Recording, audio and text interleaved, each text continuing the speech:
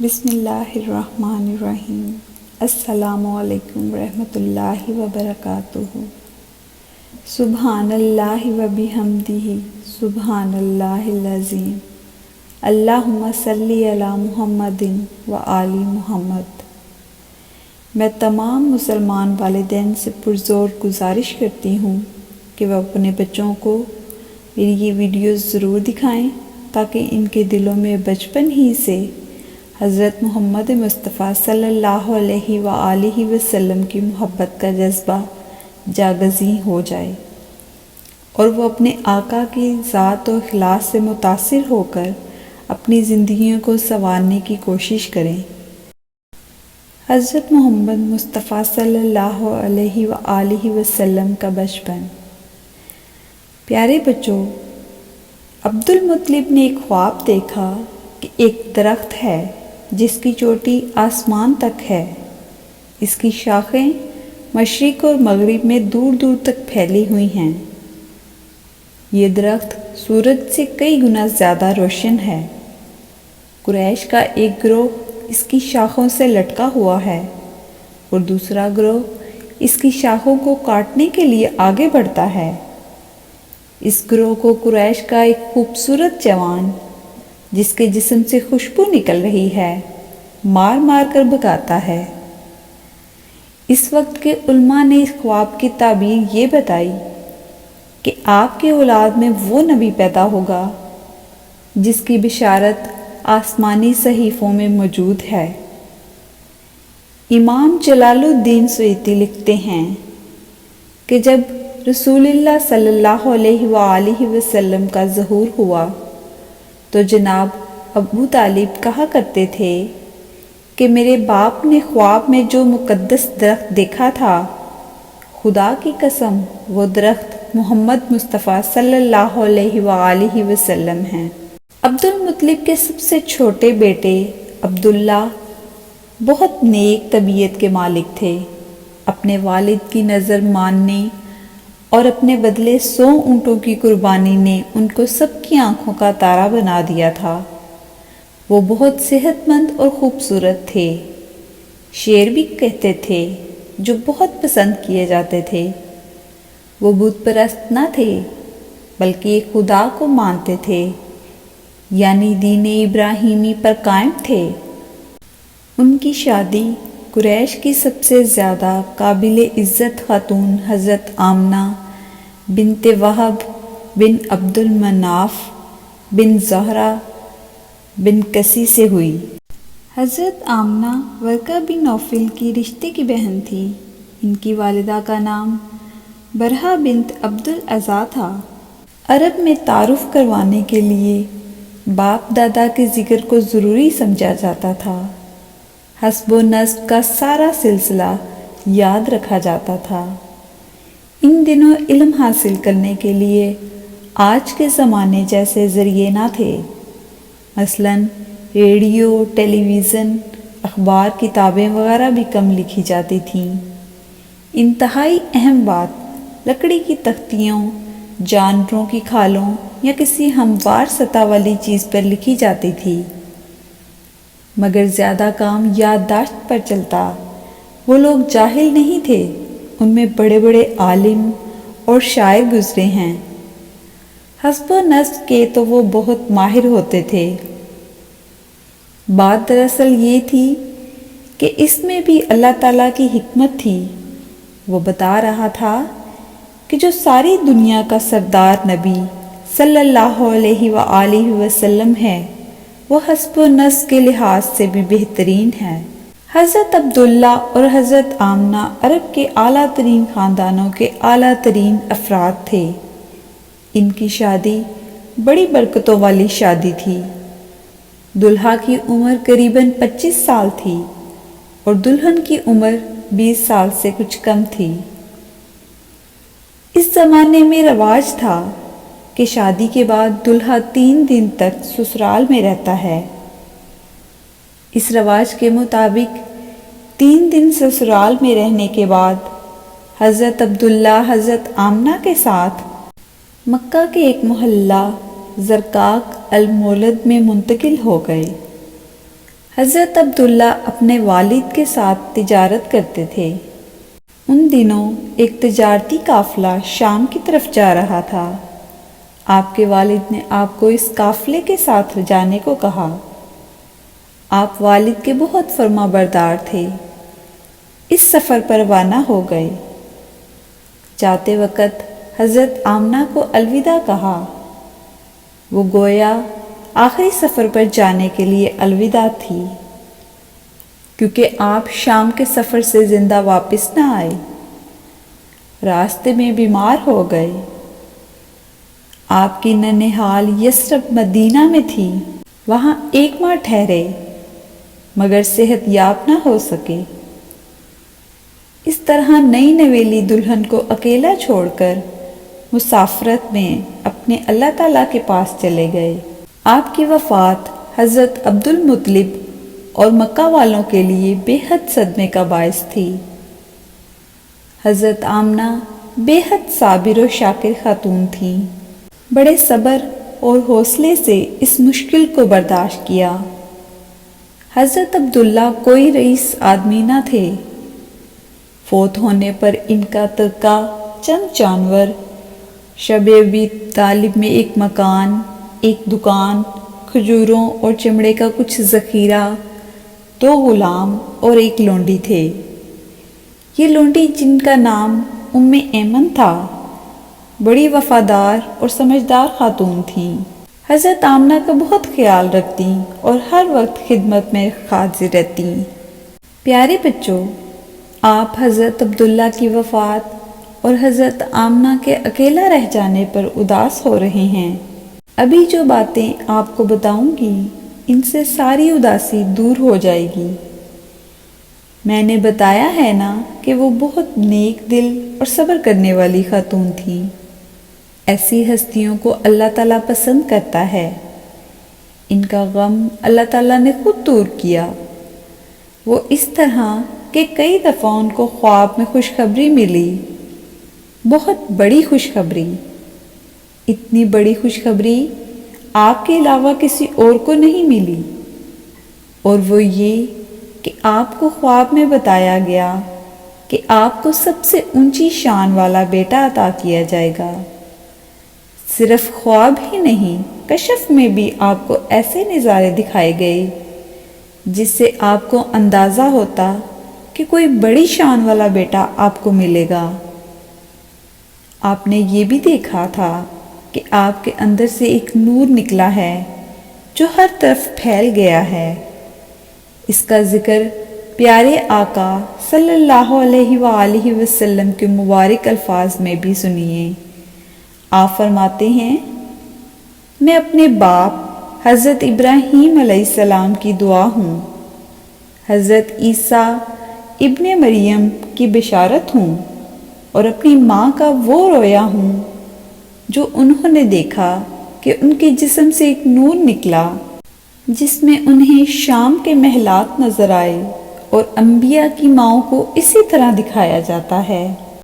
نورانی وجودوں کے دنیا میں آنے سے پہلے ان کی ماؤں کو بشارت دینے سے مجھے یاد آیا کہ قرآن پاک میں ذکر ہے کہ حضرت سارہ کو بھی نبیوں کی ماں بننے کی خوشخبری ملی تھی، اور بیٹے کا نام بھی اللہ تعالیٰ نے اسماعیل رکھنے کا پیغام بھجوایا تھا۔ اسی طرح حضرت مریم کو بھی بیٹے کی بشارت ملی، اور نام بھی اللہ تعالیٰ نے خود رکھا، عیسیٰ بن مریم۔ حضرت آمنہ کو بھی فرشتوں نے بیٹے کی خوشخبری کے ساتھ نام بھی بتایا، محمد، اور حاسدوں اور شر سے بچنے کی دعا بھی سکھائی۔ آپ اکثر سوتے جاگتے نورانی فرشتوں کو دیکھتی، فرشتوں کے پروں کی آوازیں سنتی۔ یہ سب انوکھی باتیں تھیں۔ واقعہ بھی تو انوکھا ہونے والا تھا۔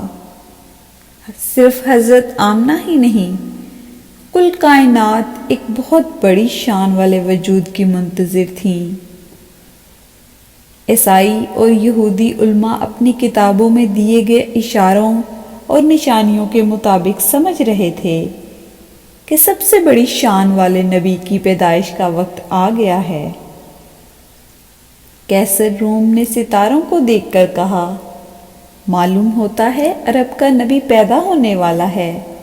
عرب میں محمد نام رکھنے کا رواج نہ تھا، مگر جن کو علم تھا کہ آسمانی کتابوں کے مطابق ماؤد نبی کا نام محمد صلی اللہ علیہ وآلہ وسلم ہوگا، وہ اپنے بچوں کے نام محمد رکھنے لگے۔ یہودیوں نے تو نقل مکانی کر کے مکہ کے ارد گرد آباد ہونا شروع کر دیا تاکہ ماؤد نبی آئے تو اس کا فیض حاصل کر سکیں۔ ورقہ بن نوفل قریش عرب تھے، مگر بت پرستی سے بیزار ہو کر عیسائی ہو گئے تھے۔ ان کا انجیل کا مطالعہ تھا، بلکہ انہوں نے انجیل کا عبرانی زبان میں ترجمہ کیا تھا۔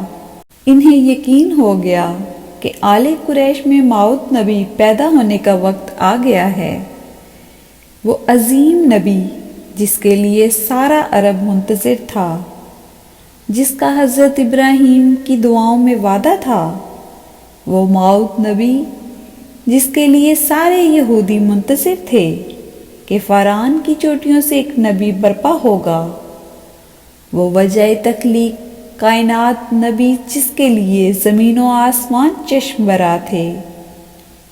غرض یہ کہ نور الہی کے مظہر نور محمدی صلی اللہ علیہ وآلہ وسلم کے جلوہ فرمانے کا بابرکت وقت آ گیا تھا۔ 12 ربیع الاول عام الفیل 20 اپریل سن 571 سورج نکلنے سے کچھ پہلے حضرت آمنہ کی گود میں وہ چاند آ گیا جس کی بشارتیں انہیں مل رہی تھیں۔ تب عرش معلیٰ سے وہ نور کا تخت اترا، ایک فوج فرشتوں کی ہمراہ سوار آئی، ایک ساعت نورانی خورشید سے روشن تر، پہلو میں لیے جلوے بے حد و شمار آئی۔ آپ صلی اللہ علیہ وآلہ وسلم کی ولادت مکہ کے محلہ سوق اللیل میں ہوئی۔ آپ صلی اللہ علیہ وآلہ وسلم کی دایا کا نام شفا تھا، جو مشہور و محترم صحابی رسول صلی اللہ علیہ وآلہ وسلم حضرت عبد الرحمن بن عوف کی والدہ تھیں۔ سب سے پہلے بچے کو گود میں لینے کی سعادت انہی کو ملی۔ انتہائی حسین بچہ، گول چمکدار سا حسین چہرہ، پیشانی اور ناک اونچی، آنکھیں سیاہ اور روشن، پلکیں دراز تھیں، سر بڑا اور بال کالے تھے۔ اس وقت آپ صلی اللہ علیہ وآلہ وسلم کی والدہ کو کشف میں دکھایا گیا کہ آپ صلی اللہ علیہ وآلہ وسلم کے ہاتھ میں فتح و نصرت اور غلبہ کی چابیاں ہیں۔ آپ صلی اللہ علیہ وآلہ وسلم آسمان سے نور لائے تھے، خود بھی نور تھے۔ آپ کا نام محمد صلی اللہ علیہ وآلہ وسلم رکھا گیا۔ اللہ جل شانہ نے جب احسان کرنا چاہا تو محمد صلی اللہ علیہ وآلہ وسلم کو پیدا کیا۔ آپ کا نام محمد صلی اللہ علیہ وآلہ وسلم تھا، جس کے معنی ہیں نہایت ہی تعریف کیا گیا۔ آپ صلی اللہ علیہ وآلہ وسلم کی خوبصورتی میں خدا تعالیٰ کی خوبصورتی کا عکس تھا۔ آپ صلی اللہ علیہ وآلہ وسلم فرمایا کرتے تھے، سب سے پہلے جو اللہ تعالیٰ نے پیدا کیا وہ میرا ہی وہ نور تھا۔ اے وہ ہستی جو اپنے نور اور روشنی میں مہر و ماں کی طرح ہوگی اور رات اور دن منور ہو گئے ہیں۔ آپ صلی اللہ علیہ وآلہ وسلم کی پیدائش کے وقت حضرت عبد المطلب خانہ کعبہ میں دعا کر رہے تھے۔ ایمن نے آ کر پوتے کی خوشخبری سنائی، خوشی خوشی گھر آئے، پوتے کو گود میں لیا۔ حضرت آمنہ کے خواب اور کشف کی وجہ سے نام محمد صلی اللہ علیہ وآلہ وسلم ہی پسند کیا۔ ننھے کو گود میں لیے ہوئے خانہ کعبہ آ کر اللہ کا شکر ادا کیا اور اعلان کیا کہ عبداللہ مرحوم کے بچے کا نام محمد صلی اللہ علیہ وآلہ وسلم رکھا گیا ہے۔ پھر واپس بچہ ماں کے سپرد کر دیا۔ انہیں اس موقع پر اپنا بیٹا عبداللہ بہت یاد آیا۔ دنیا میں یوں بھی ہوتا ہے کہ اگر بیٹا فوت ہو گیا ہو تو دادا پوتے پر قبضہ کر لیتا ہے، مگر آپ نیک دل انسان تھے۔ آپ صلی اللہ علیہ وآلہ وسلم کے والد کے فوت ہو جانے کے بعد آپ صلی اللہ علیہ وآلہ وسلم کو اور آپ صلی اللہ علیہ وآلہ وسلم کی والدہ کے قبضے میں رہنے دیا اور کہا کہ اس کے باپ کی جگہ مجھے ہی سمجھو، لیکن اس کی پرورش تم ہی کرو۔ کوئی تکلیف ہو یا کوئی ضرورت ہو تو مجھے بتاؤ، یہ نہ سمجھنا کہ اس کا باپ فوت ہو گیا۔ اس زمانے میں ایک رواج یہ تھا کہ اپنے نوزائیدہ بچوں کو صحراؤں میں آباد قبیلوں میں بھیج دیتے تاکہ وہاں کھلی ہوا میں بچے کی صحت اچھی رہے، اچھی عربی زبان سیکھیں، گفتگو کا سلیقہ آ جائے اور صحرائی بدو قبائل سے جفاکشی اور بہادری بھی سیکھ لیں۔ گاؤں والے بچے پالنے کا معاوضہ لیتے، اس طرح ان کی کمائی کا ذریعہ بن جاتا۔ آج کل ایسا رواج نہیں ہے، اس لیے آپ اس بات کو اچھی طرح نہ سمجھ سکیں گے۔ آپ نے یہ تو دیکھا ہے کہ جو مائیں ملازمت کرتی ہیں، اپنے بچوں کے لیے بیبی سٹر رکھتی ہیں یا ایسے ادارے میں بچے کو چھوڑتی ہیں جہاں ان کی اچھی طرح دیکھ بھال ہو۔ شہروں میں تو ہر روز لانے لے جانے کی سہولت ہوتی ہے، مگر گاؤں وغیرہ میں مشکل ہوتا ہے، اور پھر اس زمانے میں تو سفر کی مشکلات بھی تھیں۔ گاؤں سے بچے سال سال یا 2 سال بعد واپس لائے جاتے تھے۔ جس سال ہمارے پیارے آقا حضرت محمد مصطفیٰ صلی اللہ علیہ وآلہ وسلم پیدا ہوئے، صحرائی قبائل کی 10 شریف عورتیں مکہ آئیں۔ ان عورتوں کو یہ تلاش ہوتی کہ امیر گھرانے کا بچہ مل جائے تو پالنے کا زیادہ معاوضہ ملے۔ آمنہ کا لال تو یتیم تھا، یتیم کو پالنے سے کیا ملتا؟ جب خواتین کو پتہ لگتا کہ اس گھر میں بچہ تو ہے مگر یتیم ہے، اسے چھوڑ دیتی۔ صرف ایک خاتون حلیمہ تھیں جن کو امیر گھرانے کا بچہ نہ ملا، تو بجائے خالی ہاتھ واپس لوٹنے کے یتیم بچہ ہی لے جانا بہتر سمجھا۔ دائی حلیمہ حضرت آمنہ کے گھر آئیں۔ ننھا بچہ ابھی 1 ماہ کا تھا۔ 1 ماہ تک اپنی ماں کا دودھ پیا۔ کچھ دن ابو لہب کی آزاد کی ہوئی نوکر صوبیہ کا دودھ بھی پیا۔ دائی حلیمہ نے بچے کو گود میں لینے کی درخواست کی۔ حضرت آمنہ نے درخواست قبول کر لی۔ ان کو بخوبی سمجھ تھی کہ اس بچے کو اتنے تذبذب کے بعد کیوں لیا گیا تھا۔ اس لیے دائی حلیمہ کی تسلی کے لیے انہیں بتایا کہ دیکھو، بظاہر تمہیں یہ بچہ ایک بیوہ عورت کا یتیم بچہ نظر آ رہا ہے، مگر یہ بچہ معمولی نہیں ہے۔ مجھے اللہ تعالیٰ نے بتایا ہے کہ یہ بڑی شان والا بچہ ہے۔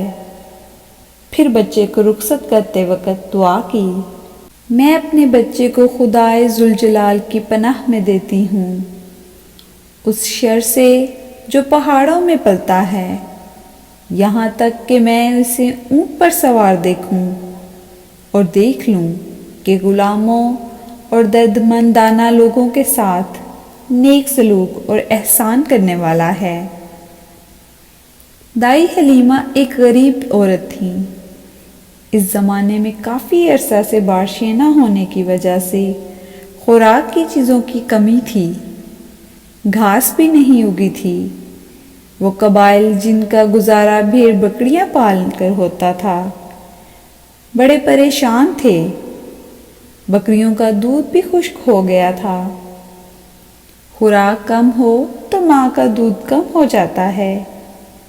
چنانچہ دائی حلیمہ کا جو بیٹا عبداللہ ان دنوں دودھ پیتا تھا وہ بھوکا رہتا تھا۔ جب واپسی کا سفر شروع ہوا تو دائی حلیمہ نے اپنے بیٹے عبداللہ اور ننھے محمد صلی اللہ علیہ وآلہ وسلم کو دودھ پلایا۔ دودھ اتنا زیادہ تھا کہ دونوں نے پیٹ بھر کر دودھ پیا۔ وہ حیران ہو گئیں۔ پھر وہ اپنی مریل سی گدھی پر سوار ہوئیں تو وہ طاقتور جوان جانور کی طرح اترا اترا کر چلنے لگی اور سب سے آگے نکل گئیں۔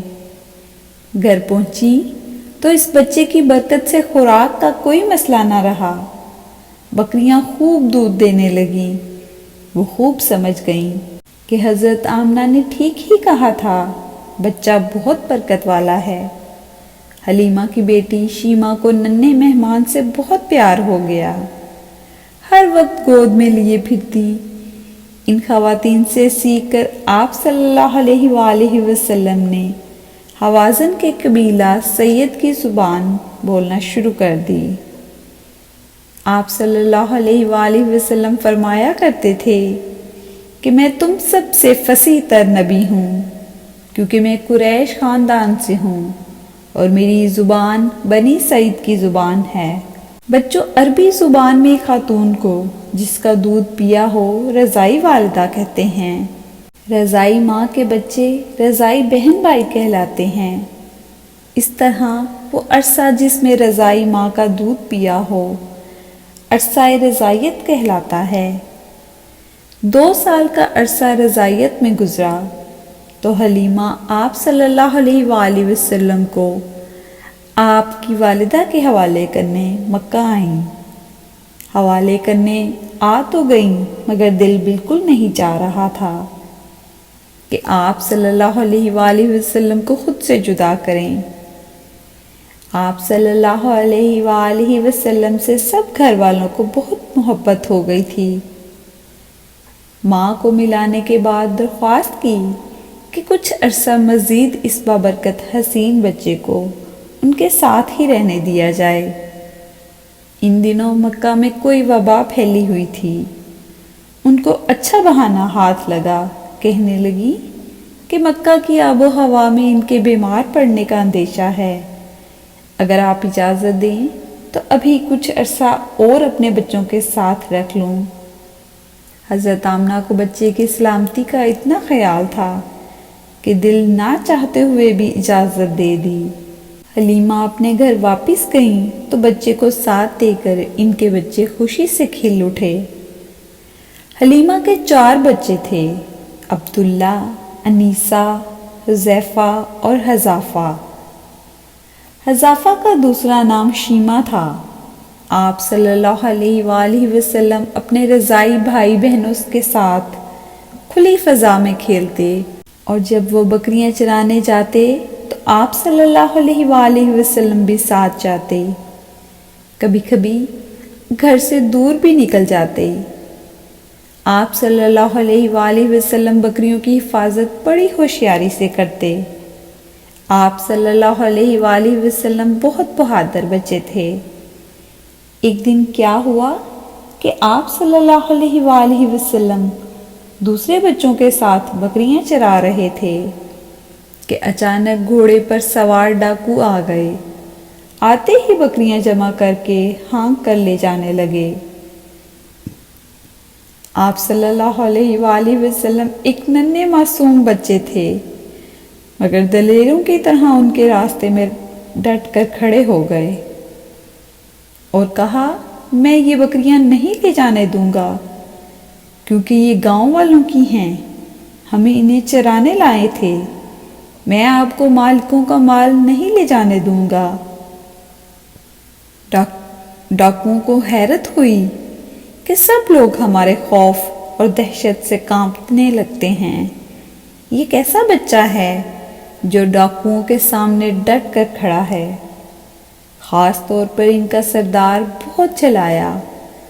طیش میں آ کر آگے بڑھا تو دیکھا کہ ایک معصوم بچہ بڑے اعتماد سے بازو پھیلائے راستہ روکے کھڑا ہے۔ اس خوبصورت پرعزم بچے پر نظر پڑتے ہی سردار کو اندازہ ہوا کہ یہ کوئی معمولی بچہ نہیں تھا۔ پوچھا، تمہارا نام کیا ہے؟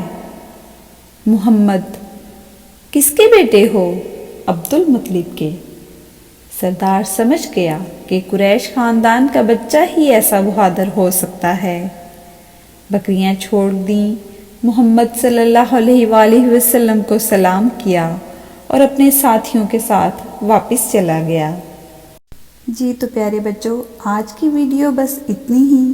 حضور صلی اللہ علیہ وآلہ وسلم کی زندگی کے آگے کے حالات جاننے کے لیے اور اس طرح کی مزید اسلامک ویڈیوز دیکھنے کے لیے میرے چینل کو سبسکرائب کیجئے اور ساتھ میں بنے بیل کے آئیکن کو پریس کر دیجئے تاکہ میری آنے والی نیو ویڈیوز کی نوٹیفیکیشن آپ کو سب سے پہلے ملتی رہے۔ اللہ حافظ۔